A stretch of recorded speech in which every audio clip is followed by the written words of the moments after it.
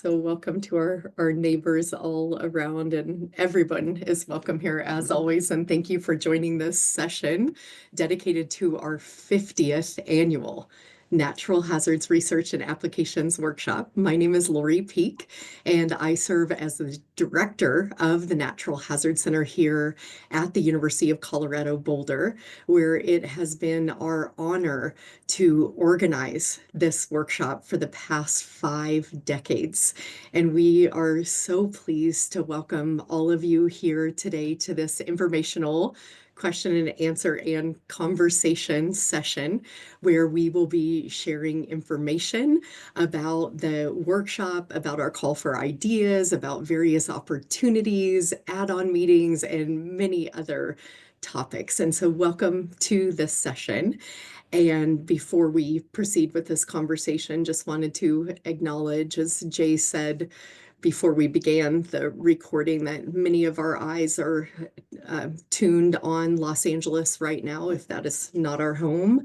And we're thinking about the many millions of people whose lives are currently being disrupted by that event, the many people in our community who are responding to the event right now, and that as well as many other disasters that are unfolding or hazards will be a focus of conversation at this year's workshop. And so we thank you for joining us and look forward to hearing your questions and comments. So welcome.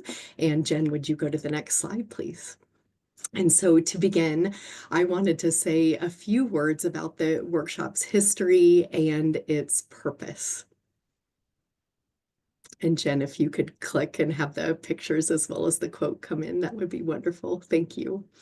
And so this workshop was first held in 1975 here in Boulder, Colorado. And at that very first meeting, there were dozens of attendees who Gilbert White, our founding director, who you see in the picture, as well as in the artist's rendering of Gilbert, our founding master of disaster.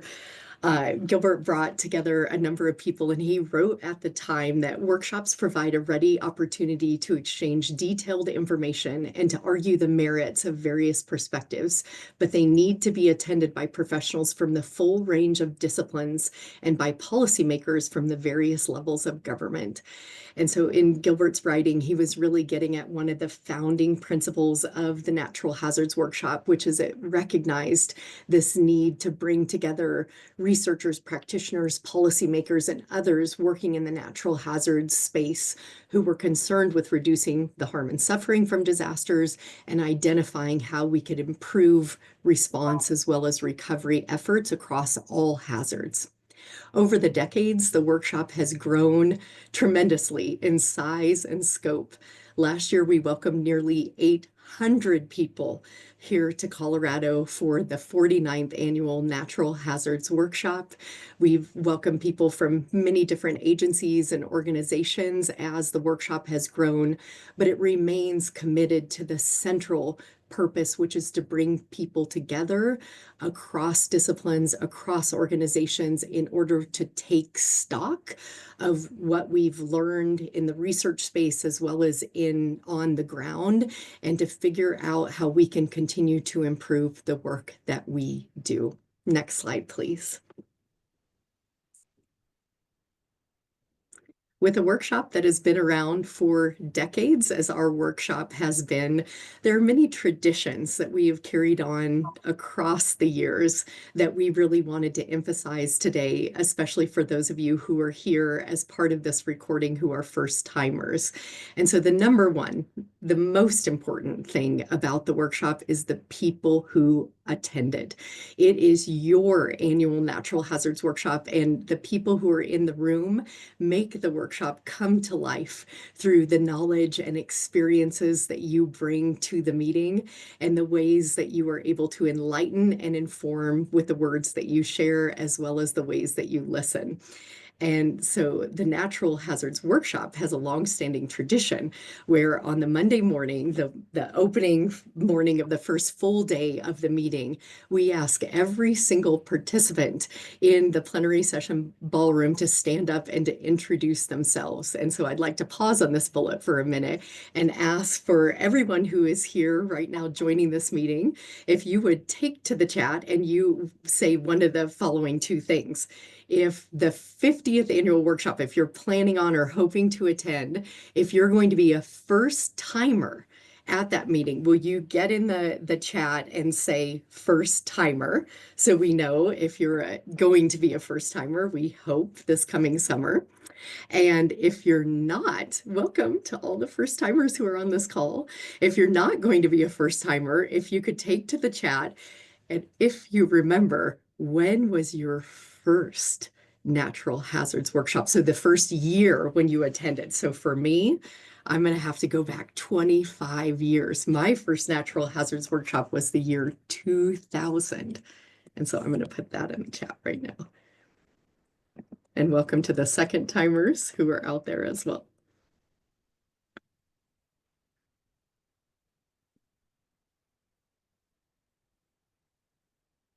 This is great. Great to see the range. And Jay Wilson from Clackamas County in Oregon, I think he is the winner with his first workshop being in 1997. So during the Q&A, we may have to call on Jay for even more workshop history and evolution. Another tradition with the workshop we wanted to hit on is that it is an AFZ, an acronym-free zone. We're really committed in our mission to bringing people together. We recognize that when we use acronyms and speak in jargon that may make a lot of sense within our discipline or within our organization, that it can actually divide us rather than bringing us together. So we are pretty resolute about asking people not to use acronyms. Also, each year the workshop is guided by a theme that we really coalesce around, but also we recognize that every single year when we come back together in Colorado, that this is a real opportunity to assess our progress, as well as to take stock of the big events, big policy changes that have taken place over the past year. It's a place to get a download that we're helping to provide to the community.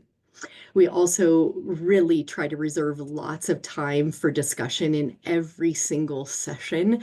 And this is because we recognize that everyone at this meeting holds expertise, holds a story, holds experiences that really need to be heard and shared.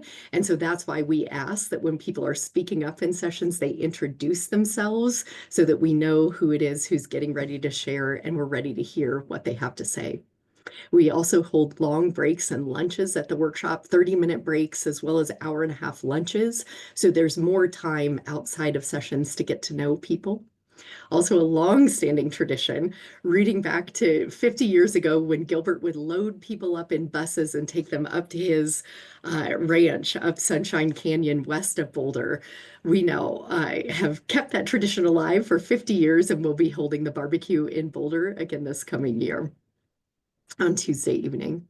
And then also something to announce, something that we're changing with the times, that one of the hallmarks of the Natural Hazards Workshop has been that the concurrent sessions did not in the past allow PowerPoint. And that was in part in recognition that when we're looking at screens or reading bullets off of a screen, that we're not talking to one another. But as the workshop has grown in size and scope and diversity, one of the things we've recognized is that PowerPoints, when they're used well, can actually serve as a really important aid in terms of helping people to share the information that they want to share. So in 2025, we are going to allow PowerPoints in the sessions with some support to make sure that they don't divide and instead bring us together and help us to share the information. This year, the theme for the 50th Annual Natural Hazards Workshop is The Next 50 Years, charting a course for the hazards and disaster field. And so we will use this time when we're coming together this summer in Colorado to take stock, to look back and to assess where we have been, what has changed over time, and to look at our current conditions. We will then dedicate time to envision our desired future. Where do we want to be 5 years, 10 years, and even 50 years down the road? And then finally, a part 3 to our conversations at the workshop this summer will be dedicated to thinking about what it will take to achieve our goals, especially in light of the rapidly changing environmental, social, political, and economic conditions under which we are working.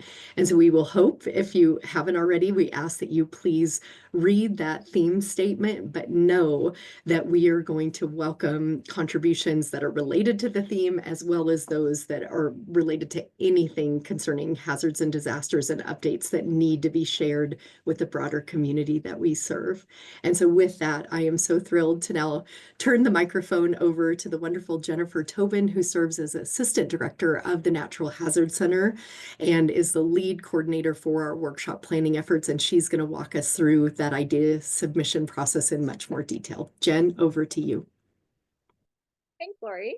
Hi, everyone. It's so great to see so many new timers this year, which is wonderful, as well as the old timers, of course. So I'm going to walk through a few things about submitting your ideas. First, all the submissions to the Natural Hazards Workshop should be centered around 2 primary goals for this event. One of the major goals is to share recent research, policies, practice, or other information that can reduce harm and suffering to disasters. And the second is to generate conversations. We're all about connections and having conversations around these big ideas from across disciplinary and organizational divides to promote learning from one another. Okay, so like Lori said, we welcome submissions that are aligned with the theme statement. So please begin before you submit anything by reading in detail that theme statement that was written. We also hope to receive ideas that are focused on these 3 main areas of interest, which are looking back and assessing current conditions, envisioning our desired future for the hazards and disaster field, and identifying what it will take to achieve our goals. And so these are the 3 primary areas of interest for the 50th annual Natural Hazards Workshop. And as always, we do welcome ideas focused on other pressing hazards and disaster topics relevant to the field. Okay, session types. We have a variety of ways that you can share your knowledge and wisdom at the workshop.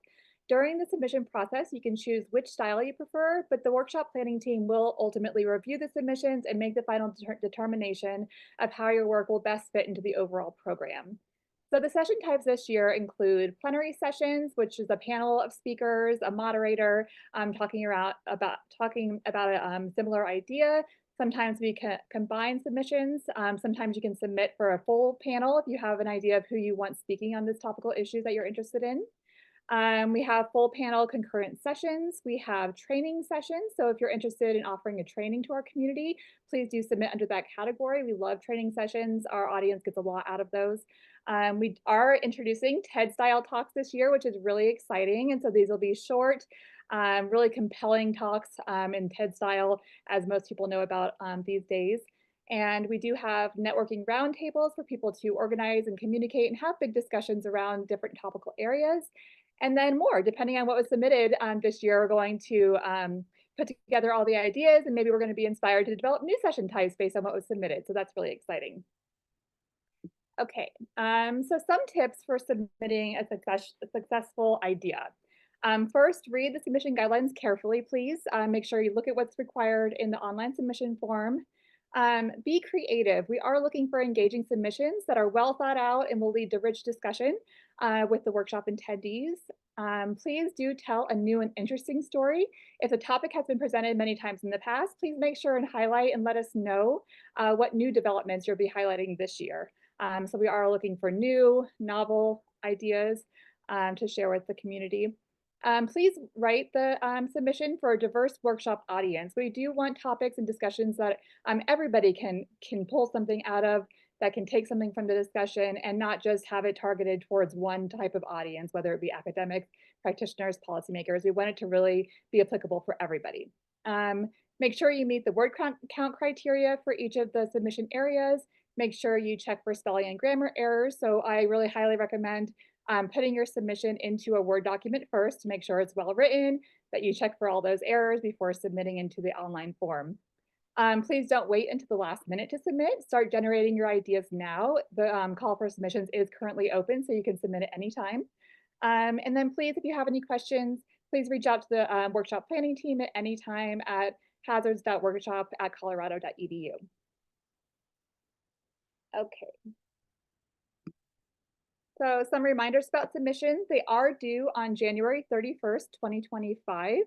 We will not accept any late submissions or submissions via email. All sessions will be held in person at the Omni Interlaken Hotel in Broomfield, Colorado. There will be no virtual sessions this year. All speakers must pay for their own travel expenses and their registration costs. We do offer a $50 discount for speakers. Off the full registration cost. So if you're a student, you already have the lowest cost. If you're an early bird in terms of registration, you already have the lowest cost. So that $50 off really is from that full registration price. Okay, so in terms of how we select the ideas for the workshop, we do get a lot of submissions each year, and the workshop planning committee does review and score all submissions once we receive those. And then we have multiple meetings and conversations and talk through each of the submissions to try to figure out what the overall program is going to look like. What we look for, like I said, clear and novel ideas that cover multiple perspectives of an issue and that can reach that broader audience. We look for ideas and panels that include diverse perspectives that are high quality, professional, and well written. Using that Word document to generate your ideas and submissions before submitting is a good idea for that element. We look for speaker expertise on a topic submitted. So if you're speaking about children in disasters, we want to see that you have experience in this area that you want to talk about. And so we do ask for a little bit information about you when you submit your idea online on the online form. And then we look for conversations that would benefit our community to discuss and debate together, right? Most of the things that we want presented are things that we want to have the audience engaging in conversation about. We want to really solve some of these big problems that we're facing through conversation, through diverse perspectives, and connecting people at the workshop. So really submissions that are going to generate conversation, we're looking for those for sure. And then, okay. So we're often choosing between multiple submissions around a single topical area. So just a little clarification here, because some people get confused of, oh, I submitted this idea, but now you asked me to be on a panel with somebody else who has this idea. And the reason why is because oftentimes people are coming from different perspectives, but they're submitting around a similar topical idea. And that is amazing. We love that.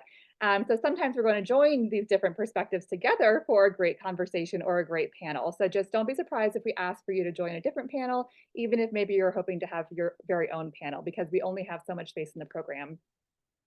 And then given that, due to the large number of submissions and the limited space, even those that score very well, unfortunately, we cannot have everybody on the program. We try our best to get as many speakers involved in some way so that your voice is heard and that these different perspectives are highlighted on the program.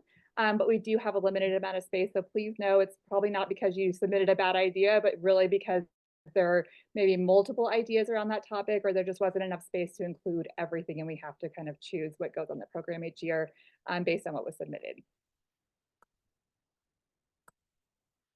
Okay, so now I'm going to turn it over to Carson to talk a little bit about additional ways to participate.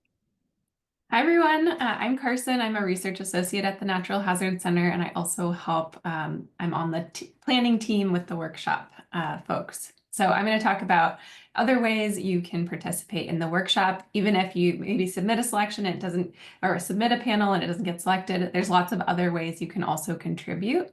Next slide.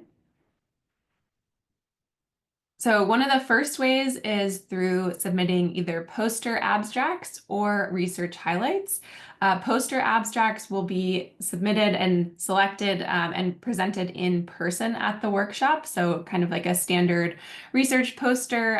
Of course, we're looking for things, recent programs, projects, research initiatives. So it can go beyond research that you're presenting on, but it will be kind of a standard poster presentation at the workshop. So you can go ahead and submit those. Those are due by March 7th, 2025. So you have a little bit longer to submit those abstracts.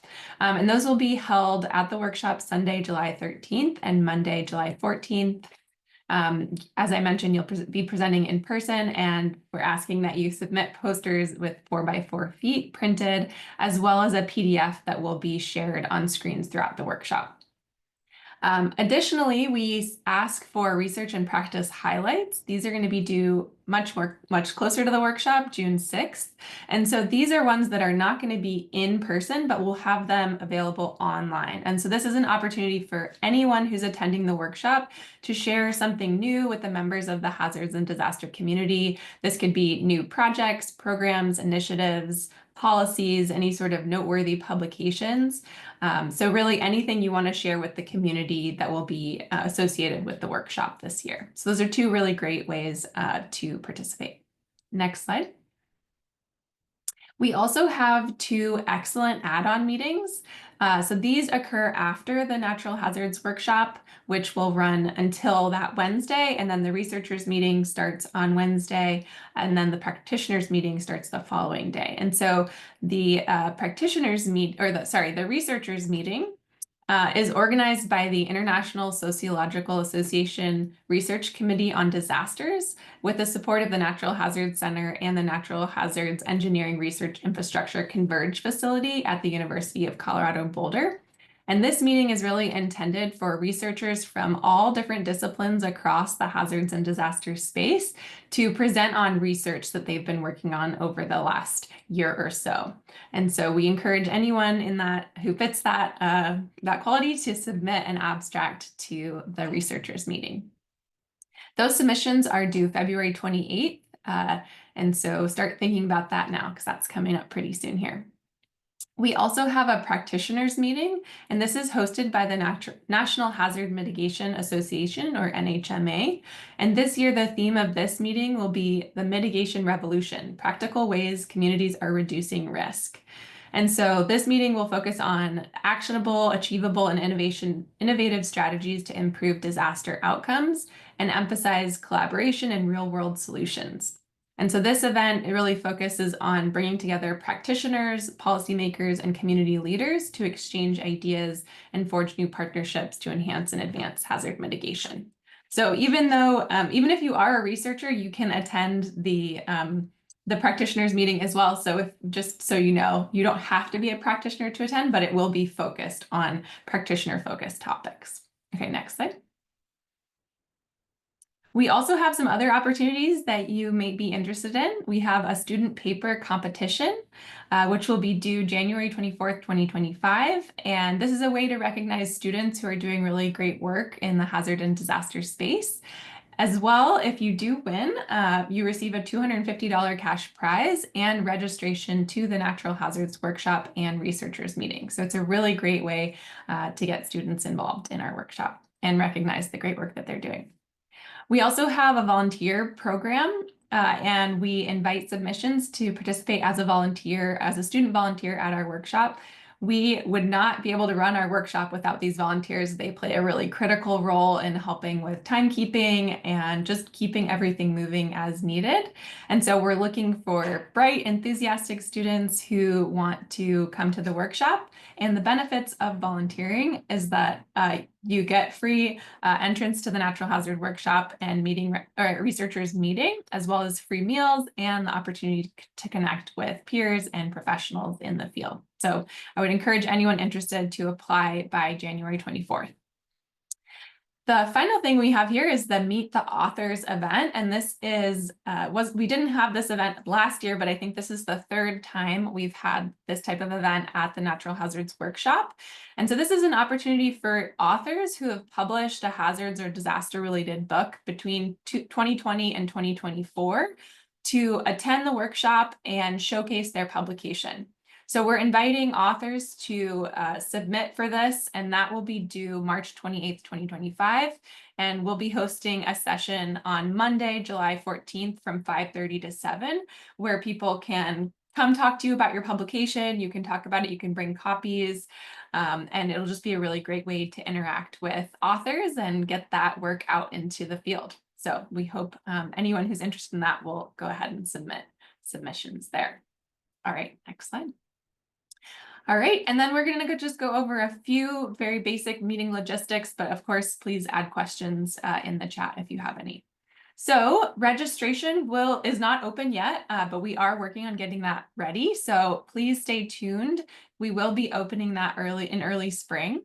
And because this is the 50th anniversary, we always expect a lot of registrations, maybe extra than typical years. And we do have a cap of 750 attendees. So for those new timers and old timers, we really encourage anyone to try to register as soon as that call goes out.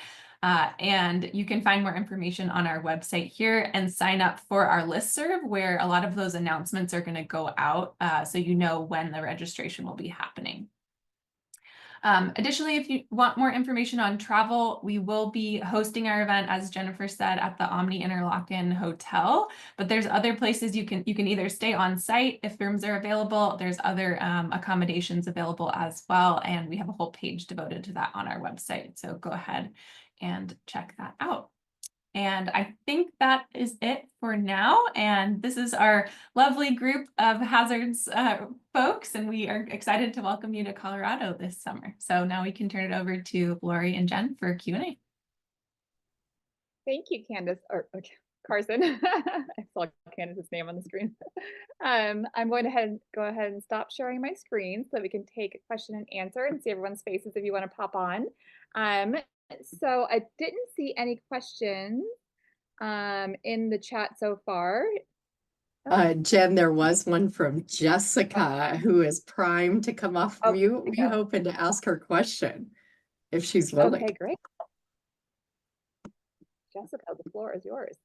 Hi. Yeah, I think it got answered, but basically I was just wondering what the process was, because like I know you guys want to have like the workshop submission idea, and that was deadline was January 31st. So I was like, I mean, I'm probably going to do it by January 31st, but I was like, if something came up, I was just wondering if there was a future date to like submit your actual abstract, or is it like, this is really submitting your abstract, the workshop submission idea, if that makes sense.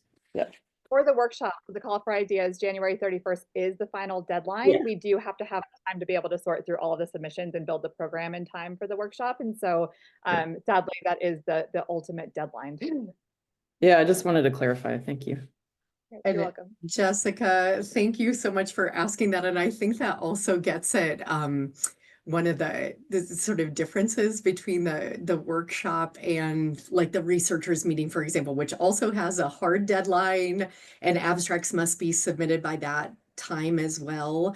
But one thing that I think is a hallmark and differentiates the workshop is that, as Jen noted, the team really does spend an enormous amount of time curating these sessions, because we are always trying to ensure that researcher, practitioner, policymaker voices are encompassed on the workshop sessions.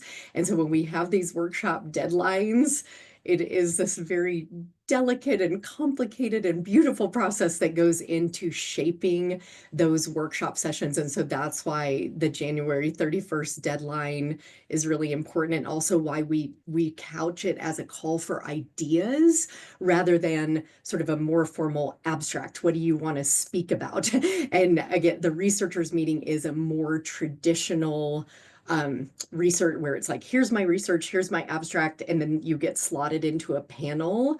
I just can't quite say enough about the complexity and the magic that goes into shaping those workshop sessions. So it is something different than kind of a traditional researchers meeting. So just wanted to underscore that and why observing that deadline is so important. So thank you.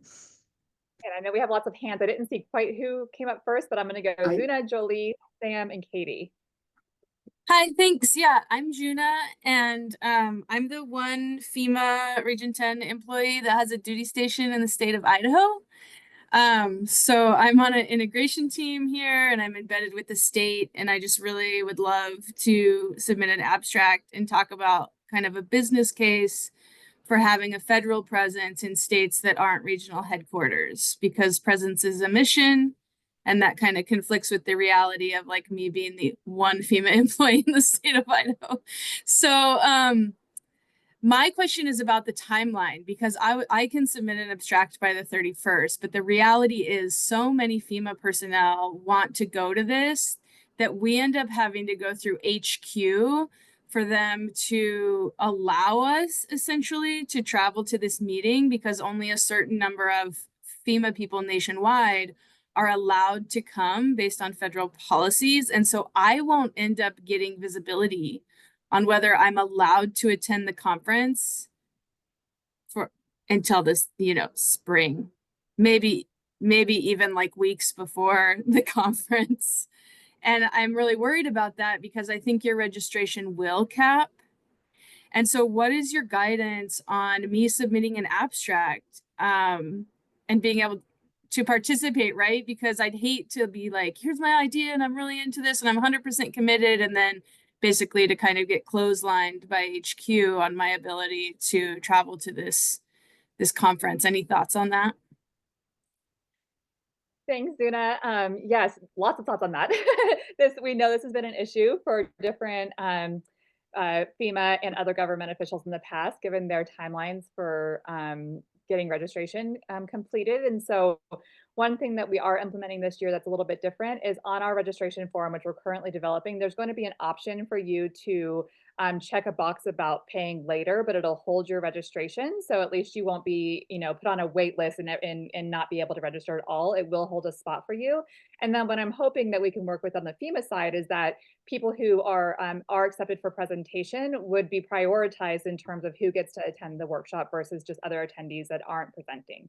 And so hopefully that's something we Awesome. Yeah, thanks so much. Okay, great. And I just wanted to quickly add in that your idea sounds great and is definitely, and that's what we hope will happen during this session too, is people who have logistical questions, ask them, but also if you have substantive ideas like that about what you would like to bring to the workshop, what you would like to discuss, please share that now, because sometimes we think that this is a good opportunity to meet others who might have common ideas, and maybe you could partner up on your proposal as well. So because I'd thanks. love for there to be a panel, because when FIT was created, it was envisioned by Brock Long, and his idea was eventually to have area offices in each state. And right now we only have an area office in Alaska, but we really need one in Idaho. And in order to do that, oh my gosh, the logistics, right?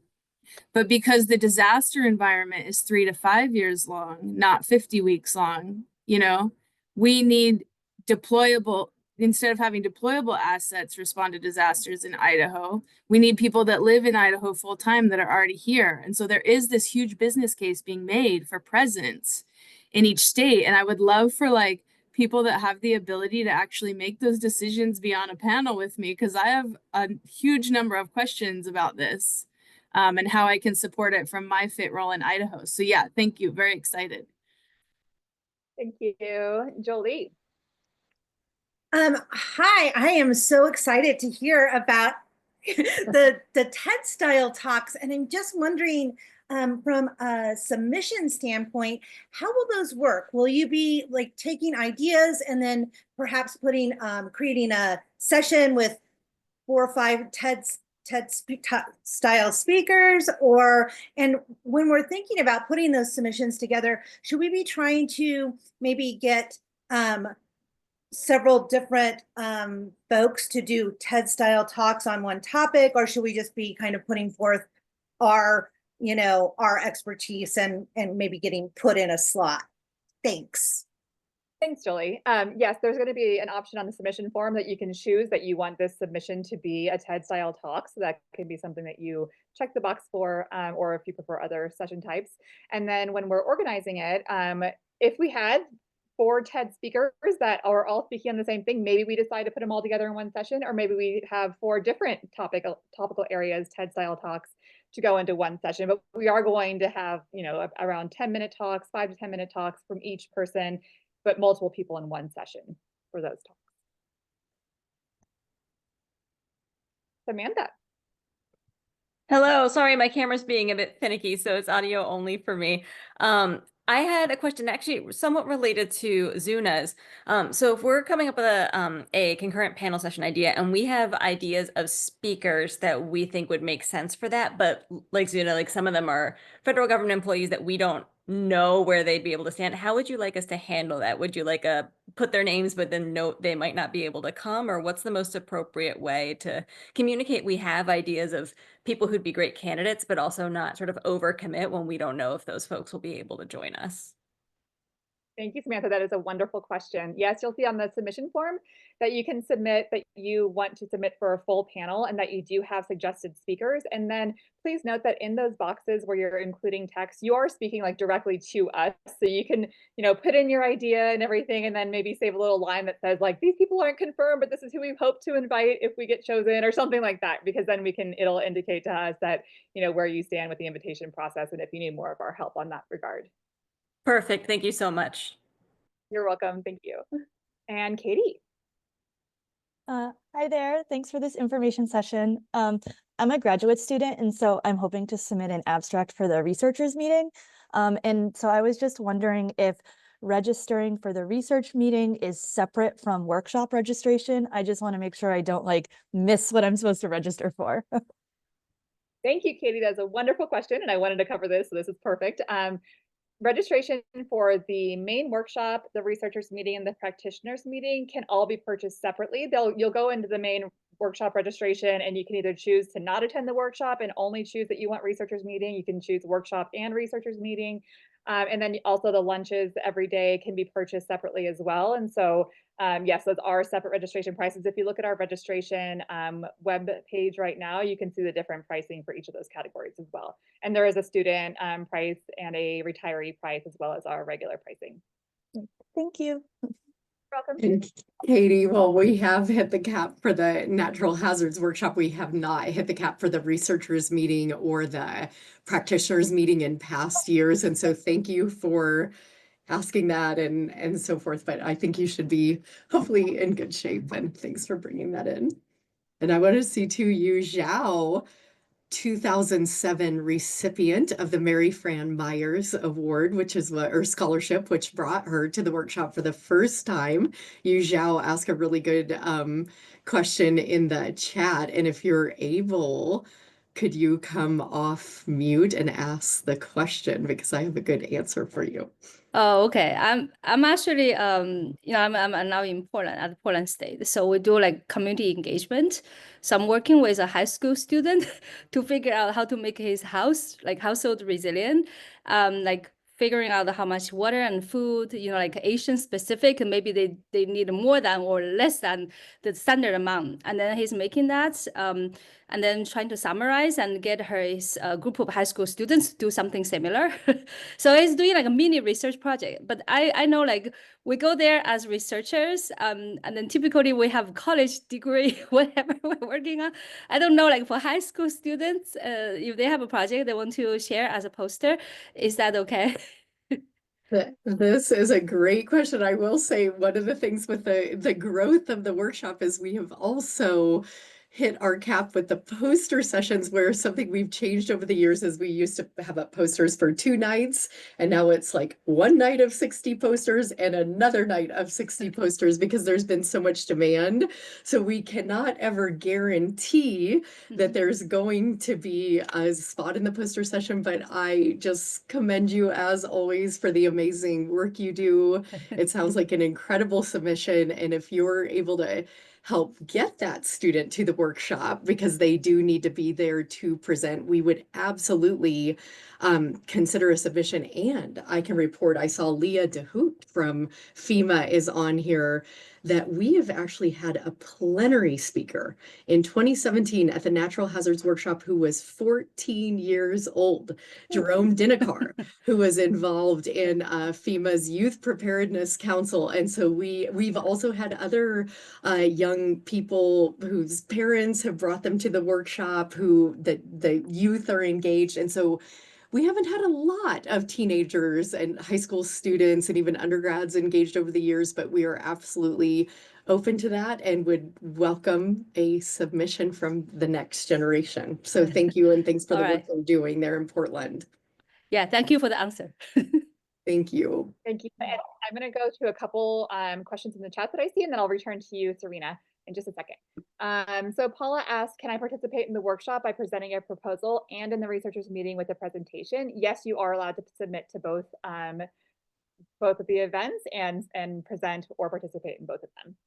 And then Stacy asked, is there an abstract, a call for abstracts for the practitioners meeting? And the practitioners meeting is run by the National Hazards Mitigation Association, and they put out their own call for ideas and abstracts. That isn't out yet, but it should be coming out within the next month or so. So I just talked to them this morning, and hopefully they'll have that ready to submit to the community fairly soon. So just keep checking back on our website on that practitioners meeting page for more information there.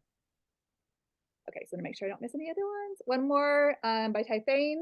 Will the programs for the workshop and researchers meeting be available before registration opens? The programs will not be available completely before the registration opens because we're hoping to open registration in February, and the submissions don't come in until January 31st, and it takes a couple months to get those all situated and worked through. So sadly, no, but as soon as we get sessions completed, we're going to add them to the website. So they'll continue to get added over time until the workshop happens. Thank you for that question. Okay, Serena. And Jen, there's one in the chat from Ching Wen too. So let's turn to Serena, and then maybe we can come back to Ching Wen's question as well. Thank you. Sure. Hi. Excited to hear that you're allowing presentations like PowerPoints this year. We have something that is data visualization related, and I don't think that there is a way to upload any visuals or graphics into your submission, but could you just confirm that for me?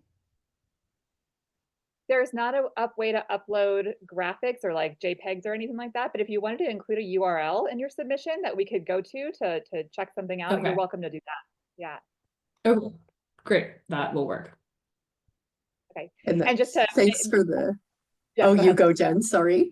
Just for clarity too, for the PowerPoints, we are offering them as a visual tool, but it's not going to be complete presentation style for each speaker on a panel.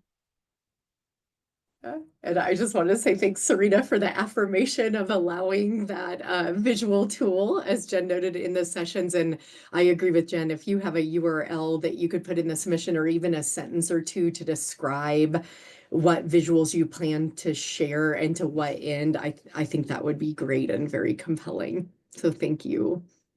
And Jen, maybe for a second, while I'm Chingwen, I don't know if you would like to come off mute and ask your question, which was, I know you said you think the question's answered, but I wondered, Jen, would you pull back up the slides and go to those different session formats that we have, like the TED style talks, the round tables, because I actually do think it was a great question that you asked that is worth us taking a minute to go in. So that the question that was placed in the chat is if we could maybe give just a word or two, a sentence or two more about what is the goal of each of these different session types? What are we trying to achieve with the session types? And so I'll start with the plenary sessions. And so those are the sessions that are held in the main ballroom, and there is nothing competing in terms of other events that are happening during the plenary sessions. And so those are the one event that's scheduled for that time period. And the goal for those plenary sessions is, number one, that they are aligned with the theme. And so while the concurrent sessions, they may be on various topical themes, we do always try to ensure that the plenary sessions are advancing the theme forward. And then I'd say the second big thing with the plenary sessions is we try to ask ourselves, is this something that we would like for every single person in the room to hear? Do we need them to hear the speaker or about a new program, policy, initiative, or research finding that is potentially so transformational or disruptive or novel for our community that we'd like to have everybody in the room hear that particular conversation? And so that we try to use that as sort of our decision criteria for the plenary session, because we know we're asking 700 people to come into a room together. And so that's what I'd say is the goal that we're trying to achieve with the plenary sessions. with the concurrent sessions, and then I'll turn this over to Jen. With the concurrent sessions, those are 5, 6, or 7, depending on space availability, sessions that are occurring simultaneously. And those, again, tend to be organized around major topics of interest that are both identified a priori by our team. So sometimes this is something that we're going to dedicate a track to this year during the natural hazards workshop. So it might be new award programs and findings from those that are relevant to practitioners and policymakers. It might be, in the case of this summer, updates on the third assessment of natural hazards. So sometimes we have dedicated tracks that we've identified in advance, but more often what we do is we inductively, based on all of the submissions that you all generate, we identify tracks that are organizing features for those concurrent sessions. And the goal of those concurrent sessions is to have 40, 50, 60, 70 people who are all in a room together around a topic of common interest to both learn about from the speakers what are new updates in this area, but then to be in conversation with one another in the room about what other people in the room have to share around that topic. Jen, over to you. Thank you. Thank you, Lori. And then just one additional thing for those plenary sessions where everyone's in the room, those typically do follow more of the theme for the year. And so those will kind of give you the arc of the workshop and the thematic theme that Lori drafted. And so let's go to the next one, which is training sessions. The goal of training sessions is to create awareness around a specific topic, specifically for increasing professional skills for attendees. And so these are 60 to 90-minute sessions that are really focused on an activity, a training that people walk away with additional knowledge that they can take with them when they leave. Sometimes we've had training sessions where people offer certificates and different things for attendees that came to those sessions. And so it's open for some kind of creativity in there as well, depending on what you submit. We also have the new TED Style Talks, like I said, and TED Style Talks are 5 to 7 minute individual presentations, which are opportunities to share research or practice ideas that are new, interesting, and evidence-based. And like most TED Talks that people have seen, these should be creative, they should be engaging, they should be one person speaking for the whole 5 to 7 minutes, talking about their idea or their topic or their project or their presentation of what they want to share with the community. And these are typically more creative. We do have the networking roundtables, which are 60 to 90-minute sessions organized around main ideas with activities to engage all attendees. These are not presentation style sessions, so you wouldn't come with PowerPoint slides to these. These are probably the only session types that PowerPoint could be used as a visual if needed, but you're really not presenting anything. You really are leading a conversation with the people that are in the room. So sometimes people have used roundtables to really focus on that networking element of it. Other people have created different activities or creative ideas and collective, I forget the name of the one year we had people have paper over all the tables and they were drawing things, and other people were like knitting or quilting. That's what it was, quilting one year. So there's a variety of things you can do to engage all audience members, but it's really about focusing on having every voice in the room heard around a different topical area. And then when I say more, that's kind of up to you. If you have a creative idea of something that's not being represented, please let us know. I mean, we're not closed off to creating different session types. If there is something that's really meaningful and impactful, or a new delivery style that would be more successful at really getting information into all of the ears and hearts and minds of people who attend the workshop. So we are open to suggestions always. Jen, and I think a great example of that is last year, for example, we had on Sunday, we did 2 film showings, and we've already received an inquiry from a couple of longtime attendees who were hoping to show a film on Sunday again this year. So Jen's absolutely right that it's your creativity and the ideas that you all bring to this meeting that's so important. So, and Jen, would you take the share off again so we can see one another? And I wanted to say Jeremiah, I wanted to call out Jeremiah Golka. I hope I'm saying that correctly, who I understand will hopefully be a first timer at this year's workshop. Would you like to come off mute? And I know your question got answered in the chat, but I'd love for you to ask it now. Oh, sure. Great. Thank you. Appreciate it. And thanks for the session. Yeah, I was just curious if we could see the agendas from prior years. 'Cause I know there's a little bit of information online about the prior years, but I didn't actually see conference agendas. And thanks. Yes, and I'm sorry, we definitely do have agendas up stretching not all the way back to 1975, but we do have the workshop session schedules as well as researchers meetings and practitioner meetings all the way back to 2017, I believe, are all online. And I love the spirit of the question you were asking, because I think that gets at, as a first timer, you're doing your research. So you're looking to see what is it that we have featured in the past, because while we do always try to do new and novel things every year, the past can be prologue. In this case, that what we've done in the past, there is obviously going to be lots of continuity in terms of the structure of the program, the general topics that we tend to focus on in terms of we have everything from mitigation to emergency response to long-term recovery. We also focus on lots of different hazard types here at the workshop, recent events, long-term events, new programs, policies, etc. And Jen's showcasing on the screen right now where it is that you can find the past workshop schedules. And so Jen, would you scroll up to the very top and do that one more time so I can annotate it as you're doing it? So there's a workshop tab at the very top of the Natural Hazards Center, and then just click on past workshops.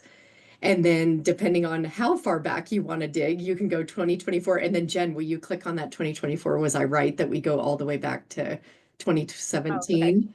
Thank you.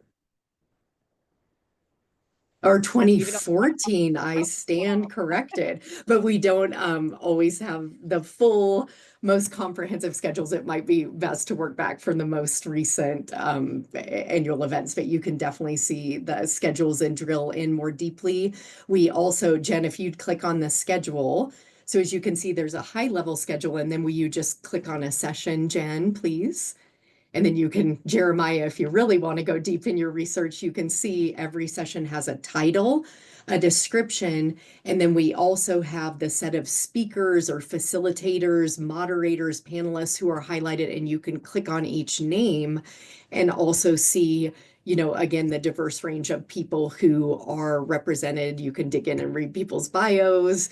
You can look back and see who were the keynotes over the years, who were the different leaders. If you're interested in submitting a roundtable session, then you might want to dig in and see who did a roundtable in 2024, who did a training session, who was the keynote, et cetera, et cetera. So again, Jeremiah, thanks for asking that question.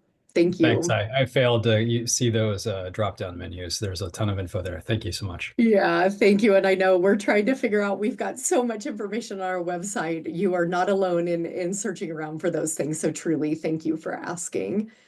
And Typhane actually asked a question. Do you want to come off mute and ask your question, which is great? Or I can read it out. And I hope I said your name correctly. So the question was, could you give more info about the volunteer program? Does the volunteer schedule allow a student to participate in the workshop and meeting sessions aside from those that you're assigned to? And so this is a wonderful question.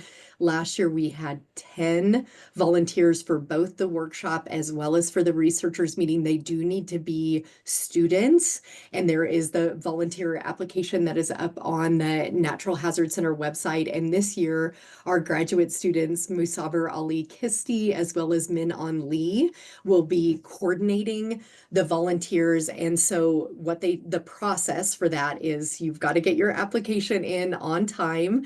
Then our volunteer committee here will review the applications. We'll select the top 10 volunteers for the workshop and or the researchers meeting. You can volunteer for one or the other or both. And one of the things that our graduate student leads here are really committed to is trying to make sure and ask each volunteer which sessions are their top priority to attend, and then they try to assign a volunteer to the session that they want to attend. So we do our level best to make sure that you're in the session that you want to be at.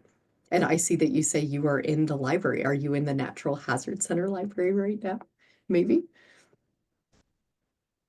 Yeah, thank you. I'm glad to have been able to oh, I see you're in a library right now and didn't want to speak out. Okay, I get it. Thank you for being respectful of your other library constituents, and thank you for the wonderful question. We hope you will apply for the volunteer program.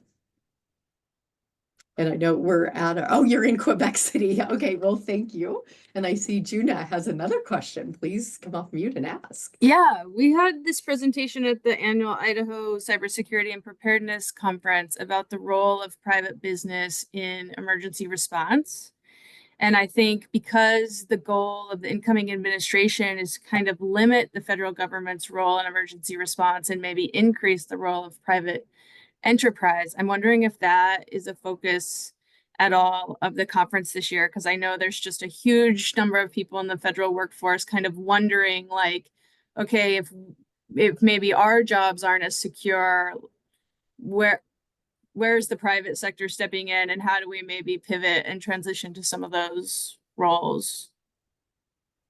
That is a great question. And I think, again, if it levels up to that, could be a topical area for a session. Absolutely. And thank you for asking the question. And one of the things that I think to acknowledge about the Natural Hazard Center workshop is we do try to always make sure and bring together people from lots of different sectors, including the private sector. Although I will say that about less than 10% of our participants every year at the workshop are from the private sector. And so it's always a sector that we're seeking to engage. It's a conversation that you're describing that I think is always really important to be had, but at this particular historic moment may be a particularly important conversation. So I think it goes back to thinking about, would you like to join together a lot of people to try to submit a panel proposal around this topic, or something else? But I think it's a great idea and definitely worthwhile. Thanks. Thank you. Very timely. There was one comment from Kate that about like connecting with other people. I just want to make sure that gets wonderful. And a great hello to Jolie Breeden as well. And so, Kate, did you want to come off mute and read that, or would you like Carson to read it for you?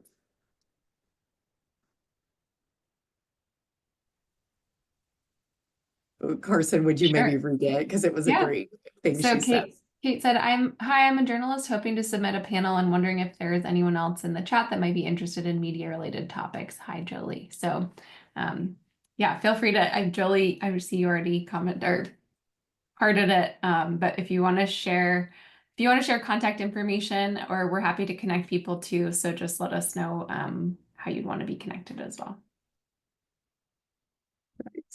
And Kate, thanks. We see you're in a loud place and on the phone, but we really appreciate you asking it. And we, again, are also always trying to bring more journalists and science writers and others to the workshop. And so, Jolie, I'm really glad to see you and Kate are already connecting, and worth taking a moment to acknowledge Jolie, who is recently retired from the Natural Hazard Center, as our longtime lead editor and science writer, and to also say hello to our new Anna Canny, who is also a journalist as well, who's just joined the Natural Hazard Center and will be deeply involved in the planning process this year as well. Okay, we have 2 more minutes. Is there anybody else who has a question that has not yet spoken? And Jen, I can't believe, to this end, for our workshop traditions, a bullet we must add to that slide is we start and end on time at the Natural Hazards Workshop. And we even have a bell to the first timers that the one and only Jeffrey Gunderson will be ringing at the 50th Annual Natural Hazards Workshop to give a 5-minute warning so people get into the room on time. And so we do indeed start and end on time. And so to that end, we will wrap this up by on behalf of the whole Natural Hazard Center team, just saying thank you to all of you who took the time out to attend this session today, who asked great questions. We hope that you will continue to reach out to us via our workshop email, which we'll put in the chat as well. Know that we're going to post this recorded session online, and we will definitely look forward to receiving your submissions by the deadlines that we have shared during this session. And a final round of thanks to the entire Natural Hazard Center team for the work that has already been dedicated to getting ready for July 2025. We cannot wait to see you all here in Colorado. Thank you so much. Thank you.